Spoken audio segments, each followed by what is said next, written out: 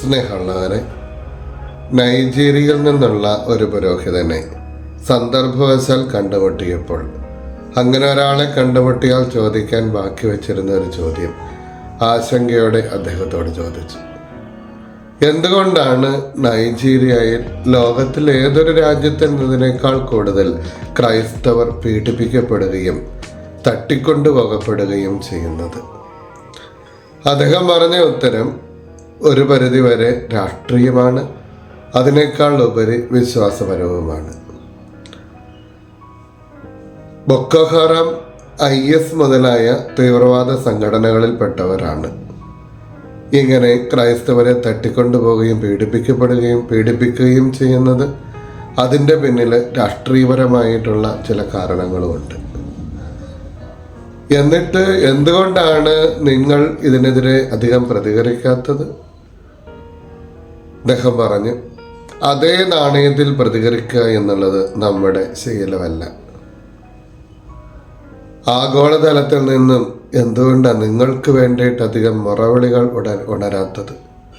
പാലസ്തീനായാലും മറ്റുമുള്ള ആളുകൾ, കുട്ടികൾക്കൊക്കെ വേണ്ടിയിട്ട് ഒരുപാട് നിലവിളികൾ ലോകത്തുനിന്ന് ഉയരുമ്പോൾ അദ്ദേഹം പറഞ്ഞു, അത് നമുക്കൊരു പ്രശ്നമല്ല. ലോകം ശ്രദ്ധിക്കുകയോ ശ്രദ്ധിക്കാതിരിക്കുകയോ ചെയ്യട്ടെ. അതേ നാണയത്തിൽ പ്രതികരിക്കുക എന്നുള്ളത് നമ്മുടെ ശീലവുമല്ല. ഇന്നത്തെ സുവിശേഷത്തിൽ ഈശോ പറയുന്നതും അത് തന്നെ. നിങ്ങളുടെ നീതി ഫരിസയരുടെയും നിയമജ്ഞരുടെയും നീതിയെ അതിശയിക്കുന്നില്ല എങ്കിൽ നിങ്ങൾക്ക് സ്വർഗരാജ്യത്തിൽ എത്തിച്ചേരാൻ സാധിക്കുകയില്ല. മറ്റുള്ളവരെ പോലെ ആകരുത് നമ്മൾ. പ്രതികരണത്തിലും നമ്മുടെ നിരീക്ഷണങ്ങളിലും ഓരോ പ്രശ്നങ്ങളെ നമ്മൾ അഭിമുഖീകരിക്കുന്ന കാര്യത്തിലുമൊക്കെ ലോകത്തോടുള്ള കാഴ്ചപ്പാടിലും ദൈവത്തോടുള്ള കാഴ്ചപ്പാടിലും നമ്മളോട് തന്നെയുള്ള കാഴ്ചപ്പാടിലും സമൂഹത്തോടുള്ള കാഴ്ചപ്പാടിലും പ്രപഞ്ചത്തിലുള്ള കാഴ്ചപ്പാടിലും സ്ത്രീകളോടും കുട്ടികളോടുമുള്ള കാഴ്ചപ്പാടിലുമൊക്കെ നമ്മൾ വ്യത്യസ്തരായിരിക്കണം. നമ്മുടെ നീതി അവരെക്കാളെല്ലാം മറ്റുള്ളവരുടേതിനേക്കാൾ ഉപരി ആയിരിക്കണം എന്നാണ് ഈശോ പറയുന്നത്. നമ്മുടെ നീതി മറ്റുള്ളവരുടെ നീതിയെക്കാളും ലോകവീക്ഷണത്തെക്കാളും ഉപരി ആയിരിക്കണം എന്ന് പറയാനുള്ള കാരണം എന്താണ്? ഈശോ തന്നെ പറയുന്നുണ്ട്, നിയമങ്ങൾ അസാധുവാക്കാനായിട്ടല്ല ഞാൻ വന്നിരിക്കുന്നത്, നിയമങ്ങൾ പൂർത്തിയാക്കാൻ വേണ്ടിയിട്ടാണ്.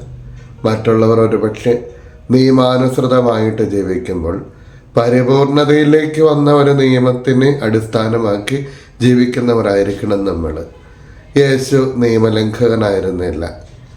നിയമം ലംഘിക്കുന്ന ഒരു വിപ്ലവകാരിയുടെ വസ്ത്രം അവിടുന്ന് ഒരിക്കലും ഉടുത്തിട്ടില്ല. നിയമം അനുസരിച്ച് തന്നെ, അത് പരിച്ഛേദനത്തിൻ്റെ നിയമമാണെങ്കിലും സാപത്തിൻ്റെ നിയമം, സിനഗോഗിലെല്ലാ സാപത്തുകളിലും പോകുന്ന നിയമമാണെങ്കിലും യഹൂദരുടെ മറ്റു ഏത് നിയമമാണെങ്കിലും അതൊക്കെ അനുസരിച്ച് വളർന്നവൻ തന്നെയായിരുന്നു യേശു. എന്നിട്ടും ഈ നിയമത്തിൻ്റെ ഉപരിയായിട്ടുള്ള ഒരു പരിപൂർണതയിലേക്ക് അവൻ വളരുകയും ചെയ്തു. അതെങ്ങനെയാണ്? ഒന്നാമതായിട്ട് നിയമങ്ങളെ തന്നെ അതിൻ്റെ അടിസ്ഥാനപരമായിട്ടുള്ള ആഴങ്ങളിലേക്ക് പോയി കാണുകയും അതിൻ്റെ ഏറ്റവും മുകളിലുള്ളതായിട്ടുള്ള തലങ്ങളിലേക്ക് എത്തുകയും ചെയ്തപ്പോൾ ഒറ്റ വാക്കിൽ എല്ലാ നിയമങ്ങളെയും അവന് കടഞ്ഞെടുത്തു. കാച്ചിക്കുറുക്കിയെടുത്ത നിയമസംഹിതയിൽ ഒറ്റ വാക്ക് മാത്രമേ അവശേഷിച്ചുള്ളൂ. ഈ വാക്കാകട്ടെ സ്നേഹം എന്നുള്ളതായിരുന്നു. ഏതൊക്കെയാണ് കൽപ്പനകൾ? 10 പക്ഷേ ഈ 10 കൽപ്പനകൾ 2 കൽപ്പനകളിൽ സംഗ്രഹിക്കാം. ദൈവത്തെ സ്നേഹിക്കണം, മനുഷ്യനെയും. ഈ 2 കൽപ്പനകളാകട്ടെ ഒറ്റ വാക്കിൽ സംഗ്രഹിക്കാം, സ്നേഹം എന്നുള്ള ഒരു വാക്കിൽ. അങ്ങനെ സംഹരിച്ചു കഴിയുമ്പോൾ എല്ലാവരെയും ഹൃദയം കൊണ്ട് സ്നേഹിക്കുന്നതിൻ്റെ അപ്പുറത്തേക്ക് ഒരു നിയമവുമില്ല.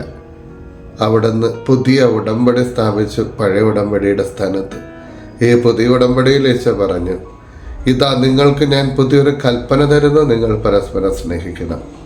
അങ്ങനെ നിയമം മോശ വഴിയുണ്ടായി, കൃപയും സത്യവുമാകട്ടെ യേശുക്രിസ്തു വഴിയുണ്ടായി എന്ന് യോഹന്നാന്റെ സുവിശേഷം 1-ാം അധ്യായത്തിൽ നമ്മൾ വായിക്കുന്നത് പോലെ കൃപ നിറഞ്ഞു, നിയമത്തിൻ്റെ സ്ഥാനത്ത് കൃപ നിറഞ്ഞു.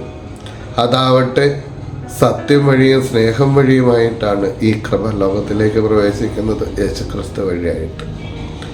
അതുപോലെ അവിടുന്ന് നിയമങ്ങളെ പുതുതായിട്ട് വ്യാഖ്യാനിക്കുമ്പോൾ അല്ലെങ്കിൽ പരിപൂർണതയിലേക്ക് വരുമ്പോൾ നെഗറ്റീവായിരുന്ന, നിഷേധാത്മകമായിരുന്ന നിയമങ്ങളൊക്കെ ക്രിയാത്മകമായിട്ട് പോസിറ്റീവായിട്ട് മാറി.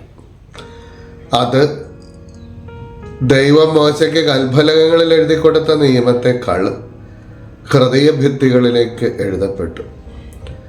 5-ാം പ്രമാണം കൊല്ലരുത്, കൊല്ലാതിരുന്നാൽ പോരാ.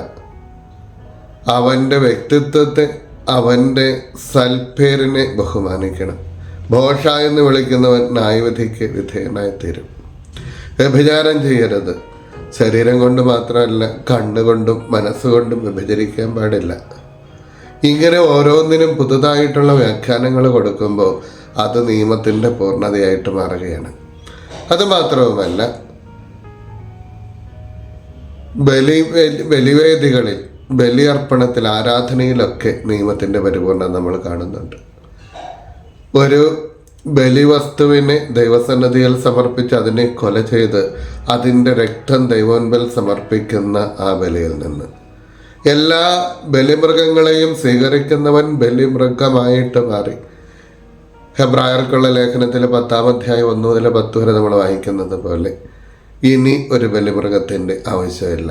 എല്ലാ ബലിമൃഗങ്ങൾക്കും വേണ്ടി അവനൊരു ബലിമൃഗമായിട്ട് മാറുകയാണ്. ഇനി ദേവാലയത്തെക്കാൾ ഉപരിയായിട്ട് സഭ ദേവാലയമായിട്ട് മാറുന്നു, നമ്മുടെ ശരീരം ദേവാലയമായിട്ട് മാറുന്നു. ഇങ്ങനെ ധാർമ്മികതയിൽ പുതിയ വഴികൾ അവൻ വെട്ടി.